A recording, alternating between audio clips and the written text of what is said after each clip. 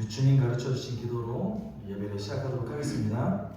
하늘에 계신 우리 아버지여, 이름이 거룩히 여김을 받으시오며 나라가 임하시오며 뜻이 하늘에서 이루어진 것 같이 땅에서도 이루어지이다. 오늘 우리에게 일용할 양식을 주시옵고 우리가 우리에게 죄 지은 자를 사하여 줄 것 같이 우리 죄를 사하여 주시옵고 우리를 시험에 들게 하지 마시옵고 다만 악에서 구하시옵소서. 나라와 권세와 영광이 아버지께 영원히 있사옵나이다. 아멘.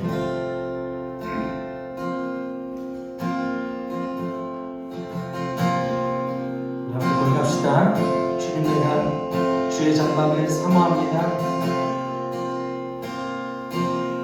주님, 내가 주의 장막을 사모합니다. 오직 주의 임재를 갈망합니다.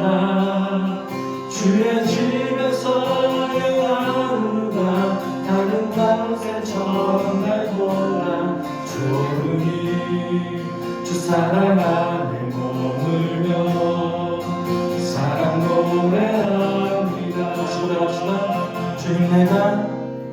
주님, 내가 주의 장막을 사모합니다. 오직 주의 임재를 갈망합니다. 주의 집에서의 하루가 다른 곳의 전날보다 좋으니 주 사랑 안에 머물러 사랑 노래합니다. 나의 평생에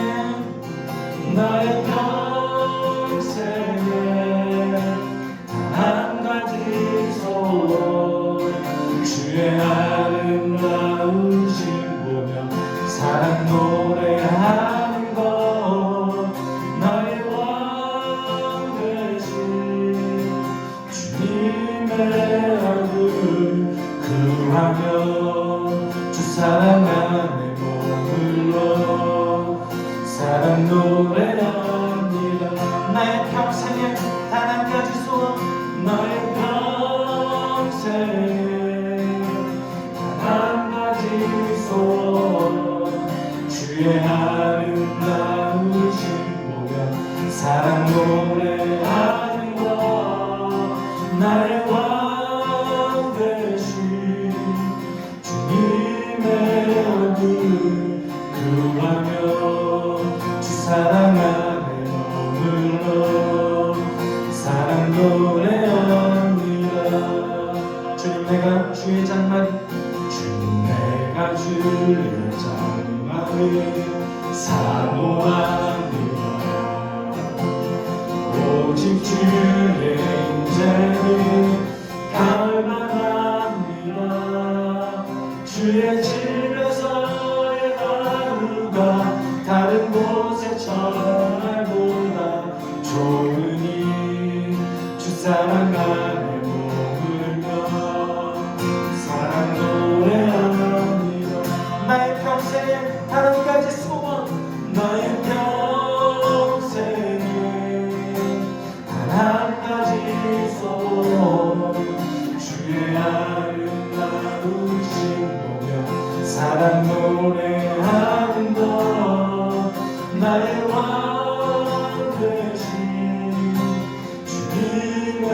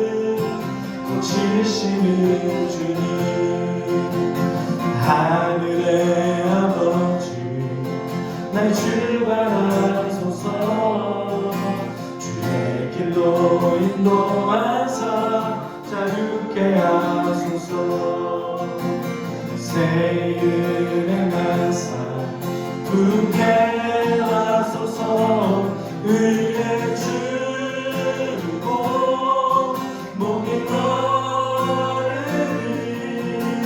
성령의 기름 부으소서 의에 주고 목이 마르니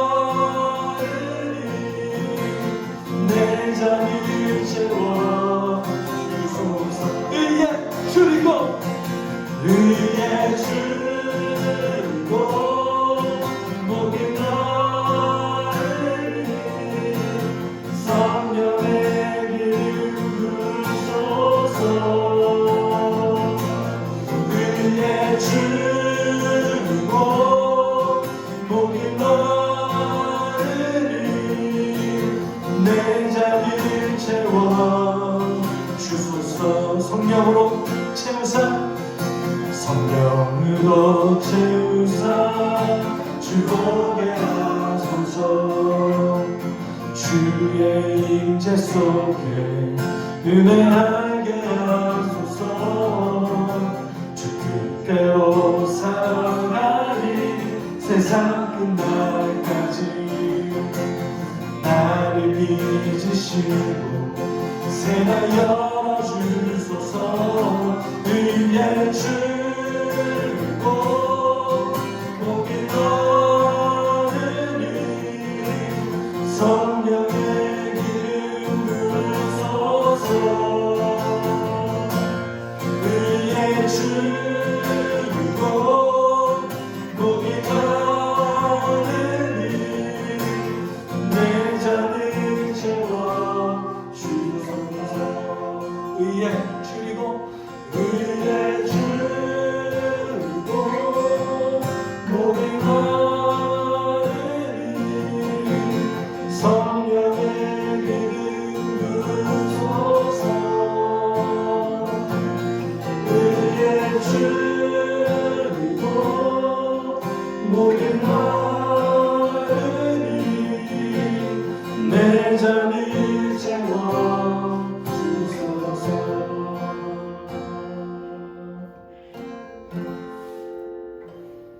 우리 함께 다시 찬양할게요. 예수 우리들의 밝은 빛 예수 우리들의 밝은 빛 은혜와 긍휼을 베푸시는 주 의의 길을 따라가는 주의 자녀들에게 항상 밝은 빛을 비추시네 그는 구원의 주 하나님 그는 구원의 주 하나님 공의로 세상을 다스리시네 주를 경외하는 자들에게 부어주시니 놀라운 주님의 영광 하늘에서 찬란하게 빛나는 주의 영광 이 땅에 오셨네 어둠을 밝히고 새 생명 주시네 영원히 빛나는 나의 예수님 높이 영광과 찬양 받으시길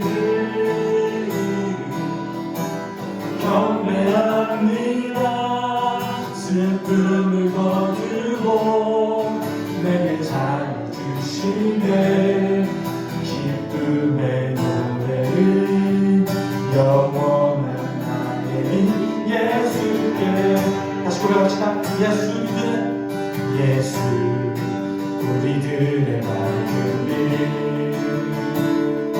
은혜와 긍휼을 베푸시는 주 의의 길을 따라가는 주의 자녀들에게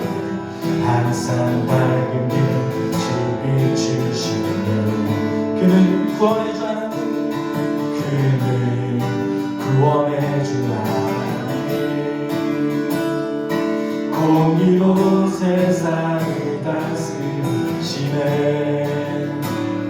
주를 경외하는 자들에게 부어주시니 놀라운 주님의 영광. 하늘에서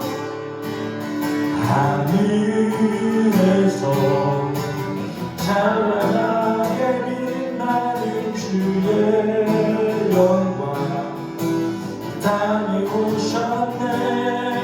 어둠을 밝히고 새 생명 주시네. 영원히 빛나는 나의 예수님 높이 영광과 찬양 받으시는 이름 경배하는 일로 슬픔을 거두고 내게 자유 주시네. 기쁨의 노래를 영원한 나의 예수께. 지금 이 순간 함께 기도하겠습니다. 그렇게 기도할 때 하나님, 내가 주님 인도하심 따라서 내 삶이 주님께 영광 돌리는 삶 되게 하여 주시옵소서. 하나님 말씀을 나눌 때 우리가 그렇게 살 수 있는 힘과 능력을 우리에게 부어 넣어 주시옵소서. 우리 함께 기도하겠습니다. 사랑하는 하나님 아버지, 내가 주님을 사랑하겠습니다. 성령님의 능력 없이는 우리가 고생할 수 있습니다. 하나님 말씀을 받아주시옵소서.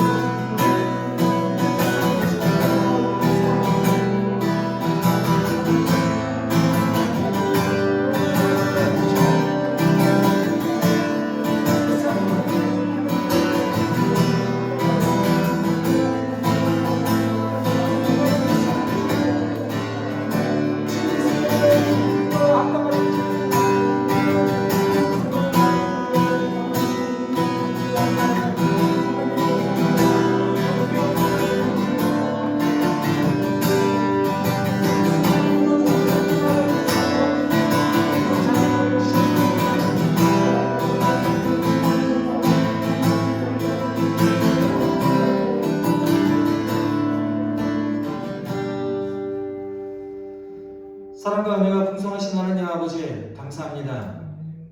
지금 이 순간에 우리가 함께 예배하게 하여 주시고 우리를 불러주셔서 한 공동체로 모이게 하심에 감사를 드립니다. 이 기쁜 날에 주의 말씀을 나누며 주님께서 지금 이 순간에 무엇을 원하시는지 우리의 삶 가운데 알아나갈 수 있는 시간 되게 주님 도와주시옵소서.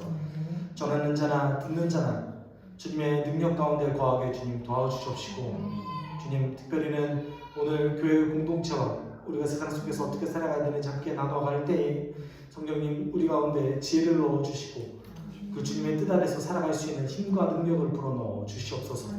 모든 것 감사드리며 거룩하신 예수 그리스도의 이름으로 기도드립니다. 네.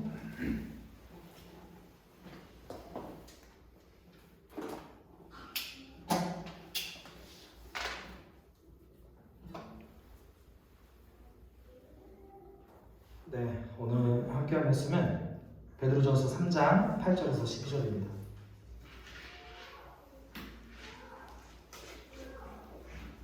네, 앞에 보시면 돼요. 베드로전서 3장 8절에서 12절이에요.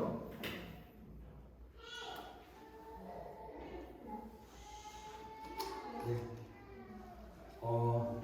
BGM은 좋은 BGM이 항상 깔리니까요.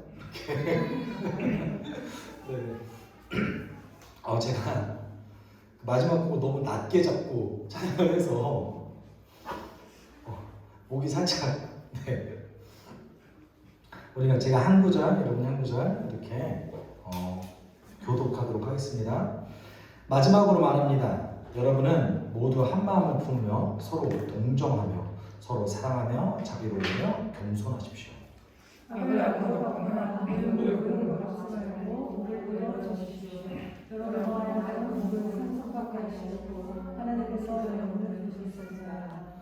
생명을 사랑하고 좋은 날을 보려고 하는 사람은 혀를 다스려 악한 말을 하지 못하게 하며 입술을 닫아서 거짓말을 하지 못하게 하여라. 앞에서 나타나게 하며 하나님을 추구하며 것을 위해 자랑하라. 함께 읽겠습니다. 주님의 눈은 의인들을 굽어보시고 주님의 귀는 그들의 간구를 들으신다. 그러나 주님은 악을 행하는 자들에게는 얼굴을 돌리신다. 아멘. 오늘 저희가 함께 나눈 말씀은 의로운 삶, 의의 삶에 대해서 오늘 함께 나눴으면 좋겠습니다. 저희가 지난주에 함께 나눈 건 가정 안에서, 특별히 이제 2주 동안 저희가 함께 나눴죠. 하인들이요, 아내들이요, 남편들이요, 우리가 어떻게 살 것인가에 대해서 함께 그동안 나눠왔습니다. 특별히는 베드로 사도가 베드로 전서에서 얘기하고 싶은 거는 그런 거죠. 가정 안에서 우리가 어떻게 하나님의 능력을 드러낼 것인가, 또는 가정 안에서 우리의 삶을 통해서 하나님은 어떻게 우리를 사용하시는가, 그것을 계속해서 이야기하기를 원했어요. 그리고 오늘 본문은 특별히 5구절밖에 안 되지만 사실은 2파트로 나눠져 있습니다. 첫 번째는 교회 안에서 어떻게 살 것인가, 그리고 세상에서 우리는 어떻게 살 것인가, 그 2개를 얘기하고 있습니다. 그래서 교회 안에서 우리는 어떻게 살 것인가, 이렇게 얘기하고 있습니다. 마지막으로 여러분 모두는 같은 생각을 가지고 이해하고 형제 사랑을 보이고 인정받고 겸손해야 합니다 라고 얘기하고 있습니다. 베드로는 8절을 통해서 교회 안에서 성도들이 어떻게 살아야 될 것인가 라는 5가지 덕목에 대해서 얘기해요. 같은 생각을 가지고 이해하고, 그리고 형제 사랑을 보여주는 것, 인정이 많은 것, 겸손한 것, 이 5가지를 얘기합니다. 이 중 3가지는 당시에 이제 1세기 그리스 로마 사회 속에서 가족에게만 요구되는 사항이었어요. 특별히는 같은 생각을 하고, 그 다음에 형제 사랑을 보이고 인정이 많은 것, 이 3가지는 가족에게만 하는 거였어요. 그 나머지는 사실은 잘 베풀지 않았습니다. 저희 그런 얘기도 저희 한국에서도 그런 거죠. 검은 머리의 짐승은 거두는 게 아니다 라는 얘기를 많이 하잖아요. 사실은 저희 한국만 그런 곳이 아니에요. 전 세계 어느 곳이든 대부분의 공동체는 가족, 피를 나눈 가족들에게만 허용되는 것들이 있습니다. 그리고 그 외에는 사실은 잘 안 해주려고 하는 측면이 있어요. 근데 오늘 베드로는 교회 안에서 이 3가지를 요구했다는 것은 사실은 교회가 하나의 가정이다 라는 것을 얘기하고 있는 거죠. 사실은 이게 과거에는 성경학자들이 이거에 대해서 고려를 별로 하지 않아서 이제 단락을 그 위에서 끊었어요. 네. 사실은 오늘 그 8절까지가 가정으로 보고 끊어야 됩니다. 네. 한 가정인 거죠. 그래서 새 생명을 받은 우리는 한 가정인 거예요. 한 가족인 거예요. 베드로는 그렇게 얘기하고 있는 것입니다. 그렇다면 우리가 구체적으로 좀 살펴보면 같은 생각을 가진다 라는 것은 사실은 우리가 원래 가지고 있었던 많은 생각들이 있지만 그 생각들을 살짝 내려놓고 그 공동체가 가지고 있는 그 가정, 교회라는 가정이 가지고 있는 목적과 그리고 가치에 내 삶을 맞춘다는 것을 얘기합니다. 이해한다는 건 뭘까요? 여러분, 이해하려면 예를 들어서 다른 사람을 이해해야 돼요. 어떻게 해야 이해할 수 있을까요? 알아야 되죠. 그 사람을 알아야 돼요. 어떻게 그 사람을 모르는데 이해할 수 있겠습니까? 저희가 투표를 할 때 그런 게 되게 큰 요소 아닙니까? 투표할 때 예를 들어서 투표를 하는데 수원시 시장을 투표를 하는데 수원시 교통용 버스 요금이 얼마인지도 모르고, 그 다음에 전기 요금이라든지 이런 부분도 별로 관심이 없고, 이런 서민의 삶에 대해서 아무것도 모르는 사람들은 투표하기가 좀 꺼려지잖아요. 왜냐하면 이 사람은 서민의 삶을 모를 것이다 라고 생각하니까. 이해한다는 것은 그 사람의 관점이 되어서 그 사람을 보는 거예요. 여기까지가 이제 아는 거잖아요. 그 사람에 대해서 보는 것, 알아가는 것, 그리고 그것에 대해서 공감하는 것이 이해하는 것이죠. 그리고 형제 사랑과 인정이 많은 것은 원래 가치관입니다. 저희가 세번역에서 보통 동정이 많고 동정심을 보이고 뭐 이렇게 나오잖아요. 그런데 1세기에서는 우리가 갖고 있는 사실 정확한 번역이긴 해요. 그런데 저희가 갖고 있는 그런 동정심에 대한 생각이 사실 좀 달라요. 왜냐하면 1세기 사람들에게 있어서 가끔 가다가 불행한 일을 당하는 것, 어려운 일을 당하는 것, 그러면 저희는 지금 어떤 마음을 하죠? 동정심을 갖잖아요. 그리고 그들을 도우려고 하잖아요. 근데 그 시대 사람들은 어떻게 생각했냐면 어느 날 갑자기 불행한 일을 당한다? 신의 분노를 받았다라고 생각했어요. 지가 잘못했으니까 저렇게 됐지. 여러분 그 욥기서에 보면 욥의 가장 친한 새 친구가 따라와요. 새 친구가 욥을 막 위로합니다. 너무 큰 불행을 당했던 이 욥을 위로하면서 결국 한다는 소리가 뭐냐면, 야, 네가 잘못했으니까 이 벌을 받는 거지. 네 책임이야. 이렇게 얘기하는 거죠. 그러니까 저희 시점으로 봤을 때, 야, 이게 무슨 친구야. 지금 자식도 죽고 재산도 잃어버리고 아내도 떠났던 이 사람에게 와가지고, 야, 네 잘못이야. 라고 얘기하는 게 무슨 친구입니까, 사실은. 그런데 그 시대 상황 속에서는 다들 그렇게 생각했다는 것이죠. 그래서 이 동정심이라는 것이 지금의 동정심과 그때의 동정심이 좀 달라요. 그래서 그때의 동정심은 사실은 가족 안에서 허용되는 인정이 많다라는 뜻이에요. 가족이 좀 실패했을 때 뭔가를 이렇게 도와주는 거. 이 사상이 강했기 때문에 초대교회의 처음 베드로 사도를 비롯한 사도들은 교회가 하나의 가정이라고 생각했어요. 이게 그렇기 때문에 가능했던 게 뭐였냐면 사도행전 2장과 4장에서 자기의 재산을 다 팔아서 가난한 사람을 도와줘요. 이유가 뭐죠? 가족이니까. 이게 가능한 겁니다. 근데 이제 가족이 아니게 돼버리면 이게 힘든 거죠. 가족이라고 생각했기 때문에 가능한 거예요. 그리고 이제 마지막으로 겸손을 얘기해요. 여러분 겸손은 지금 저희에게는 되게 중요한 미덕입니다. 사실. 그렇죠? 동양 사상에서는 겸손이 거의 최고의 미덕 중 하나예요. 이런 거로 보면 약간 서양보다 동양이 좀 앞서간 것 같기는 해요. 산업혁명 전까지는 그래도 동양이 앞서갔으니까요. 많이 앞서갔어요. 철학적으로. 제가 봤을 때는. 어찌되었건 그런데 이 시대의 겸손은 좋은 게 아니었어요. 내 부끄러움을 드러내고 내 약함을 드러내는 덕목이 겸손이었습니다. 여러분 로마의 정치제도를 좀 생각해 볼 필요성이 있어요. 로마라는 제국이 아주 큰데 처음 시작은 공화정이었어요. 그러니까 쉽게 말해서 투표했습니다. 지도자를 투표해서 뽑았어요. 물론 지금 우리가 갖고 있는 민주주의 투표와는 좀 달라요. 그렇지만 투표해서 지도자를 뽑았어요. 그러면 투표하는 곳에서 겸손한 모습을 보이기가 쉬운 거예요. 그 시대에. 아니죠. 어떻게 해야 돼요? 내가 잘해. 난 잘할 수 있어. 나 뽑아줘. 이건 뭐죠? 나는 전쟁도 경험해봤고 나는 상인으로서의 그런 감각도 있어. 그러니까 나를 뽑아줘. 내가 다 할 수 있어. 이게 미덕이었어요. 이 상황에서 겸손하라는 얘기는 자신을 죽일 수 있는 독이 될 수 있어요. 약함을 보인다는 것이죠. 그런데 베드로는 교회 안에서 겸손을 요구했던 것이죠.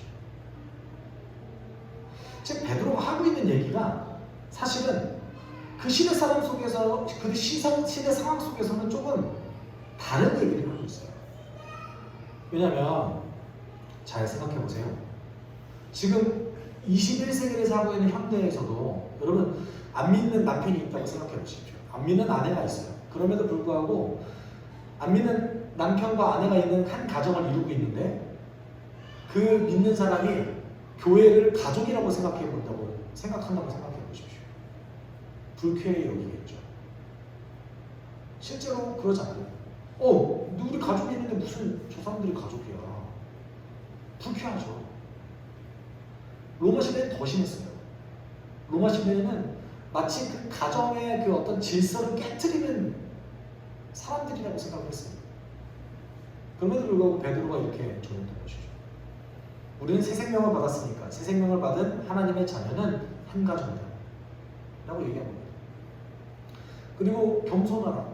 사실은 로마 시대에 물론 로마만 그런 것이 아닙니다. 조선 시대에도 선비들의 가장 큰 목적이 뭐였어요? 입신양명. 공부해서 내가 관직에 들어가서 이름을 높이 퍼뜨리는 게 내 이름을 굉장히 높이는 것이 그 인생의 목적이었어요. 그런 사람들에게 겸손해라. 근데 베드로가 이렇게 할 수 있었던 이유는 우리 인생의 목적이 그리스도인의 그 증인, 예수 그리스도의 증인으로 살아가는 것이라고 생각했기 때문에 이렇게 말하는 것이 전혀 개의치 않았다는 것이죠. 아예 다른 가치를 가지고 살아가라라고 지금 사실은 얘기하고 있는 것입니다. 그리고 이어서 바로 이제 원래 주제로 돌아가죠. 적대적인 사회 안에서 우리가 어떻게 살아갈 것인가. 요새 저희가 그 교회를 많이 욕하죠. 저도 이렇게 조금 부정적인 시각으로 볼 때가 많이 있습니다. 너무 많은 기사들이 흘러나오고 우리가 교회를 이렇게 좋게 판단하기 쉽지 않은 시대를 살아가고 있습니다.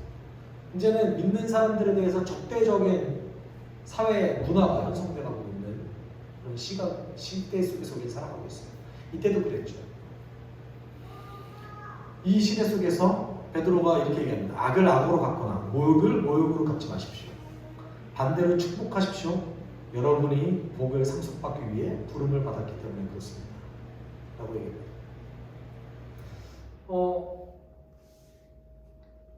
이 시대에서는요, 그리스도인들은 공개적인 자리에서 많은 언어적인 폭력을 받았어요.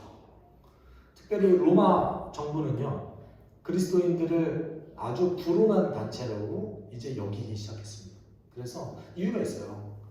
예수님을 십자가에 처형해서 정치범으로 처형해서 죽였는데 이 정치범을 주님으로 믿는 그리스도인들은 이상하다 이거예요. 그리고 우리의 사회적인 질서를 따르지 않는다 이거예요. 그래서 이 그리스도인들을 공개적인 장소, 특별히 뭐 운동장이라든지 컬로세움이라든지 뭐 그런 곳에서 공개적인 언어 폭력을 가했어요. 사람들 모아놓고 사람들 모아놓고 언어 폭력을 가한 거죠. 굉장히 비참하고 수치스러운 일을 당하는 이 속에서 베드로가 이렇게 얘기합니다. 악을 악으로 갚거나 모욕을 모욕으로 갚지 마십시오. 오히려 축복하십시오. 그러면 베드로전서 2장 23절에서 베드로가 한 번 더 이런 얘기를 했습니다. 예수님에 대해서 얘기할 때 예수님은 모욕을 당하셨으나 모욕으로 갚지 않으셨고 고난을 당하셨으나 위협하지 않으시고 라고 얘기했어요. 지금 우리가 구절에서 얘기하는 악을 악으로 갚지 말고 모욕을 모욕으로 갚지 마십시오. 오히려 축복하십시오 라는 말은 누구처럼 하는 얘기인 거죠? 예수님처럼. 예수님이 십자가에 실제로 돌아가셨을 때 십자가에 매달린 상태에서 이렇게 얘기하셨어요. 아버지, 저 사람들을 용서해 주십시오. 저 사람들은 자기네가 무슨 일을 하는지 알지 못합니다. 하나님을 십자가에 못 박는 그 상황 속에서 예수 그리스도가 하나님이시잖아요. 하나님의 십자가에 못 박는 그 상황 속에서 예수님이 아주 억울하게 십자가에 못 박혀 죽으시는 그 상황 속에서 저들을 용서해 주십시오. 이 말을 들었던 좌우에 있었던 십자가를 졌던 그 강도들이 한 명은 예수를 비난해요. 야, 말 같지도 않은 소리를 하냐. 왜냐면 너는 처형당해서 죽으면서 무슨 소리 하는 거냐 지금 라고 얘기하죠. 근데 그 반대편에 있는 한 명이 뭐라고 얘기합니까? 주여 나를 구원하소서. 예수님 그러니까 이렇게 얘기하시죠. 낙원이 너에게 있다. 너에게 낙원이 있을 것이다. 여러분 예수님이 하셨던 이 태도가 사실은 매우 중요합니다. 왜냐하면 우리가 봤을 때는 우리가 공격을 받거나 모욕을 받거나 악한 일을 당했을 때 그것을 그대로 돌려주는 게 맞다고 생각을 해요. 사실. 그런데 그 시대 속에서 그리스도인들이 그 악함을 그대로 받거나 악함을 그대로 돌려주거나 모욕당한 것을 다시 모욕으로 돌려줬다면 여러분 어떻게 됐을까요? 아주 극소수였던 그 그리스도인들이 어떻게 됐을까요? 굉장히 어려움에 처하실 수 있는 거죠. 그러니까 예수님이 하셨던 이 태도는요, 악의 고리가 끊어지게 만들어준 거예요. 보통 여러분 반란죄로 처형당하면 어떤 일이 벌어지죠? 그 사람만 죽나요? 그 사람과 함께 있었던 사람들이 다 죽어요. 그렇죠? 그 사람과 함께 있었던 사람들이 원래는 다 죽어야 되는데 예수님의 제자들이 이때 죽었나요? 안 죽었어요. 여러분 사실 예수님의 제자들은요 죽을까봐 무서워서 도망갔어요. 막 도망다니고 있었는데 그럼에도 불구하고 예수님의 제자들에게는 그 피해가 안 갔어요. 왜냐하면 예수님이 보여주셨던 그 태도가 그 악의 고리의 순환을 끊어버리기 때문에 그래요. 그러니까 베드로도 지금 이걸 얘기하고 있는 거예요. 야, 그 악의 고리의 순환을 끊어라. 그것이 진짜 우리 공동체를 지킬 수 있는 일이다. 여기까지 이제 이해해요. 그런데 한 가지 우리의 의문을 들어요. 의문이 질문을 해야 돼요. 그럼 원수를 축복할 수 있는가? 그러니까 악을 악으로 갚지 않고 모욕을 모욕으로 갚지 않는 건 할 수 있겠어요. 여러분 할 수 있잖아요. 이거는 그냥 가만히 있으면 되잖아요. 근데 원수를 축복하는 것이 가능한가? 이게 중요한 거예요. 원수를 축복한 것이 과연 가능한 일인가? 여러분 어떻게 생각하십니까? 그러니까 제 스스로로 돌아봤을 때는 저는 불가능할 것 같아요. 한 대 맞으면 때리고 싶거든요. 저 속으로 이제 기도를 하다 할 것 같아요. 뒤로 자빠져도 코가 깨져라. 저는 애들한테 맞아도 막 보복하고 싶고 막 이래요. 우리의 속성이 이렇잖아요.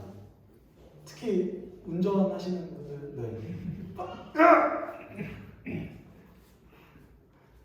이게 속에서 막 열불이 막 올라올 때가 너무 많잖아요. 운전하다 보면 우리가 원수를 축복하는 것이 가능한가? 우리 한국 기독교 역사에 이런 일이 가능했죠.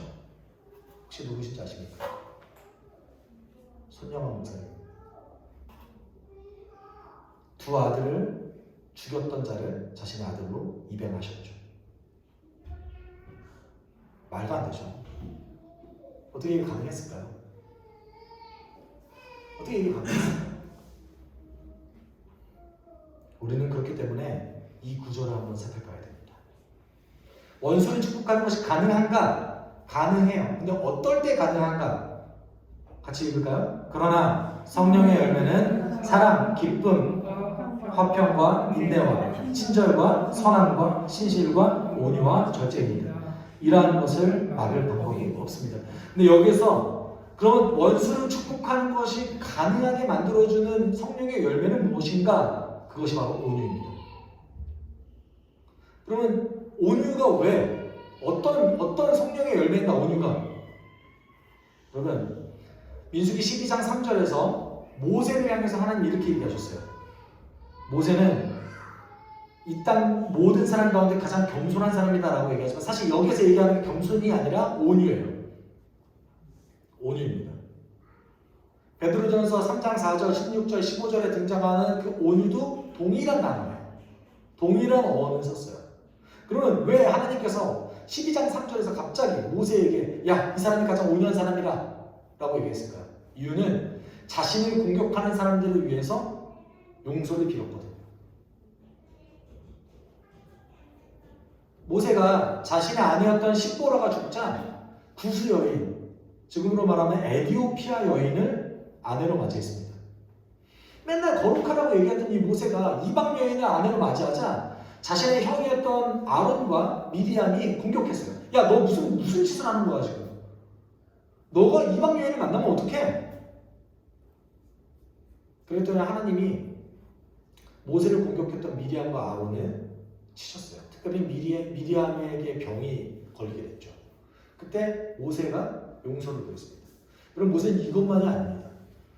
출애굽기 34장에서 이스라엘 백성들을 위해서 자신의 인생을 보고 차라리 나를 죽이시고 당신의 생명책에서 나를 빼시고 우리 백성을 구해 주십시오.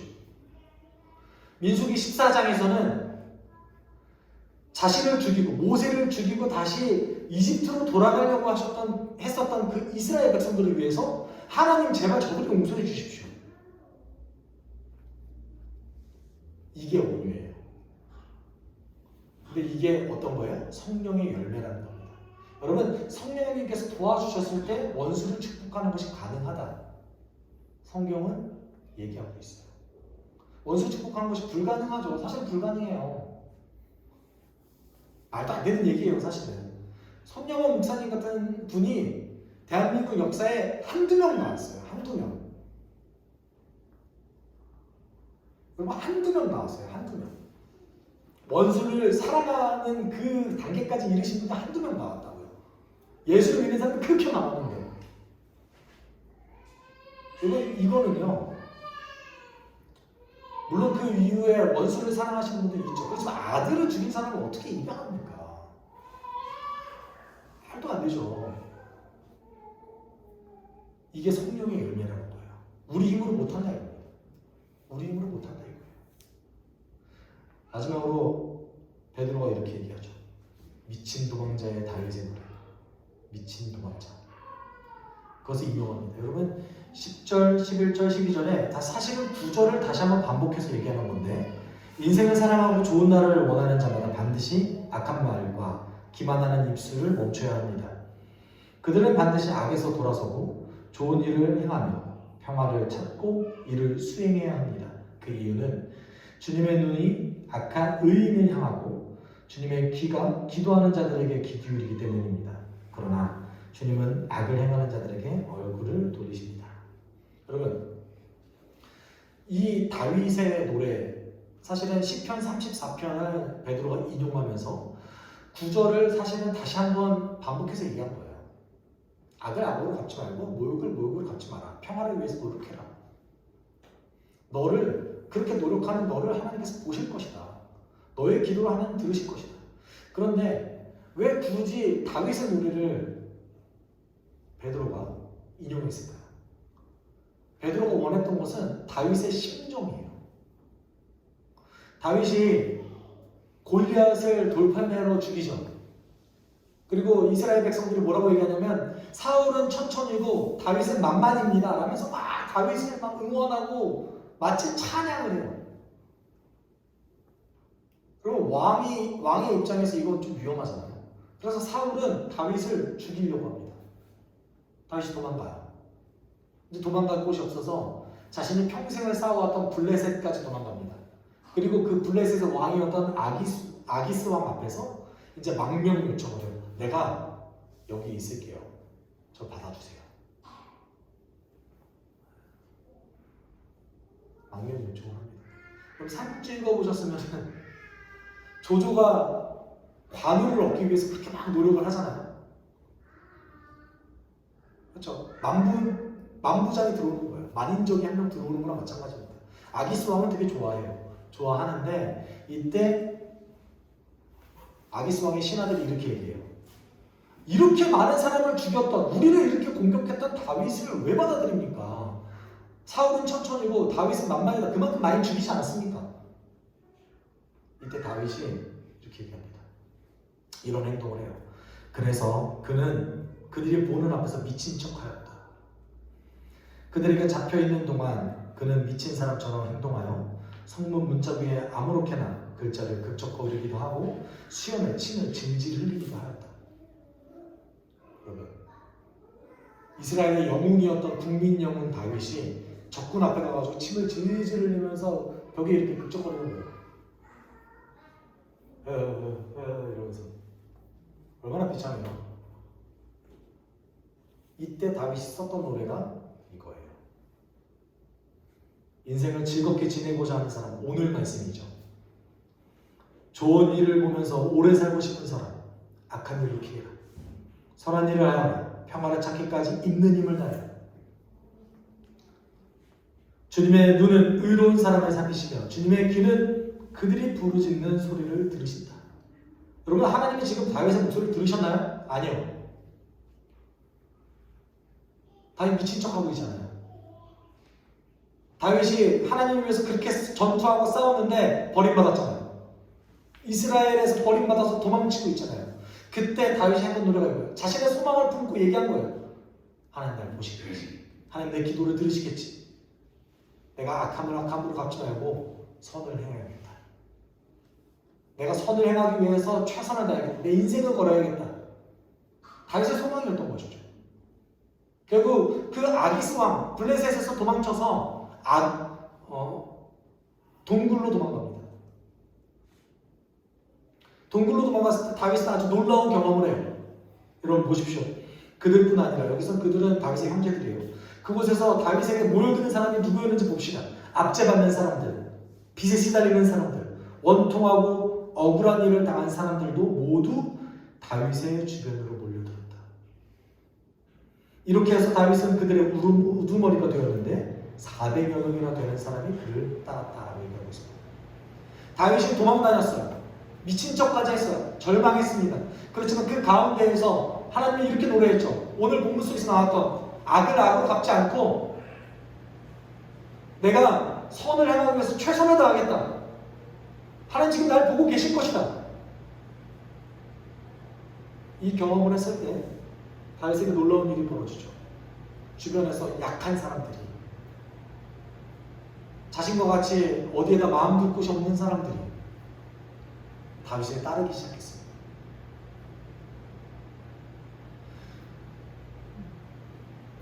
다윗은 인생의 나그네들의 지도자가 되었어요. 여러분, 이 과정을 통해서 다윗이 배웠던 게 뭡니까? 온유함을 배웠어요. 사울이 눈앞에 있는데도 불구하고 다윗은 2번이나 죽이지 않았습니다. 다윗이 사울을 죽이면 끝나는 거예요. 게임이 끝이에요. 근데 눈앞에서 사울이 누워서 자고 있음에도 불구하고 죽이지 않았어요. 왜요? 다윗은 알고 있었거든요. 악을 악으로 갚으면 안 된다. 베드로가 얘기하는 게 지금 이겁니다. 우리가 지금 이 순간에 어려움을 당하고 있다 할지라도 그렇게 하면 안 된다. 우리의 믿음의 선배들을 봐라. 모세를 봐라. 예수를 봐라. 다윗을 봐라. 그러지 않았다. 지금 우리가 지금 너무 처참한 환경 속에 있음에도 불구하고 그렇게 하면 안 된다. 라는 것을 지금 다윗의 노래를 인용하면서 하는 겁니다. 그렇다면 우리는 어떻게 해야 될까? 우리는 오늘 본문을 통해서 어떤 교훈을 얻을 수 있습니까? 오늘 본문 속에서 우리는 교회 안에서 그리고 세상에서 어떤 태도를 가지고 살아가야 되는가에 대해서 함께 나눴습니다. 교회 안에서의 그 5가지의 덕목들, 사실은 이것보다는 더 중요한 것은 한 가정으로 여겨라. 세상 밖에서는 온유함을 가져라. 오래 참아라. 이것을 우리는 배웠습니다. 여러분, 저는 우리 습속교회가 적어도 이 시대 속에서 우리 교회 너무 좋은 교회고요. 우리 교회 너무 행복해요. 라고 얘기하지 않았으면 좋겠어요. 왜냐면 예수님은요, 하나님은요, 지금 이 땅 가운데 정체성을 이뤄가는 교회를 위해서, 목회자를 위해서, 그리고 성도들을 보면서 아파하시고 계시거든요. 우리가 그 마음을 안다면, 우리 교회 너무 좋아요. 우리는 행복해요. 물론 그럴 수 있죠. 그게 좋은 거죠. 그렇지만 적어도 입 밖으로 그런 얘기를 하지 않아요. 하나님의 마음을 안다면 함께 애통할 겁니다. 여러분, 이거를 알아가는 것이 온유함이에요. 모세가 왜 그럴 수 있겠습니까? 왜 그랬겠어요? 하나님의 마음을 알았던 거예요. 다윗이 왜 사울을 죽이지 않았겠어요? 하나님의 마음을 알았던 거예요. 그리고 하나님의 때를 기다렸던 것이죠.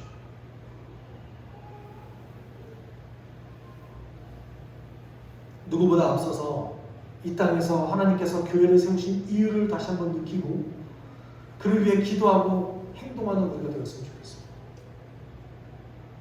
우리가 그것을 날마다 반복해서 해나갈 때 우리 가운데 성령님께 주시는 그 열매, 온유함이 있습니다. 여러분, 온유함만 있겠어요? 성령의 9가지 열매가 하나하나 우리에게 들어오겠죠. 때때로는 사랑이 넘칠 겁니다. 때로는 기쁨이 넘칠 겁니다. 그것이 바로 의로운 삶이에요. 의인의 삶인 것이죠. 지금 이 순간 우리가 함께 기도했으면 좋겠어요.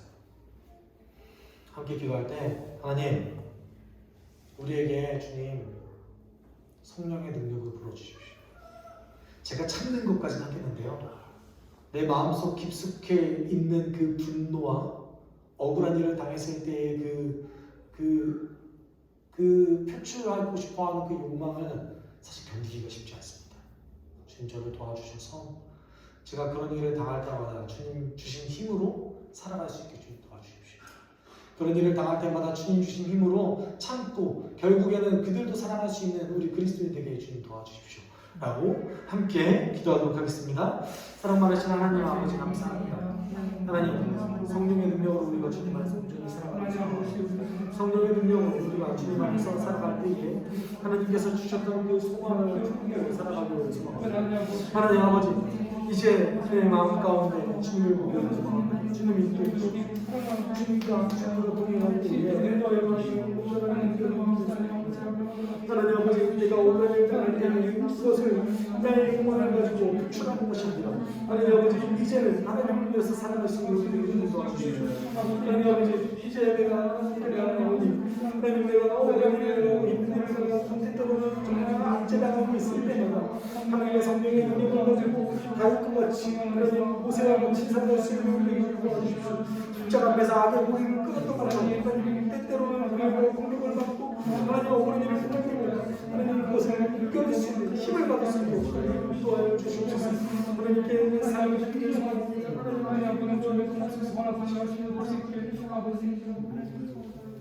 하나님 감사합니다. 주님 인도해 주셔서 우리가 지금 이 순간에 하나님께 나아가게 하심에 감사를 드립니다.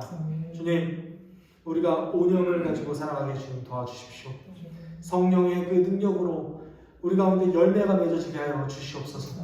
주님 억울한 일을 당하거나 혹시 우리 삶 가운데 안 좋은 일을 당했을 때 하나님을 원망하기보다 하나님 그 일을 받아들이며 예수께서 하셨던 경험을 내가 다 같이 경험한 것이라고 고백할 수 있는 그런 성도 될 수 있게 주님이 인도하여 주시옵소서.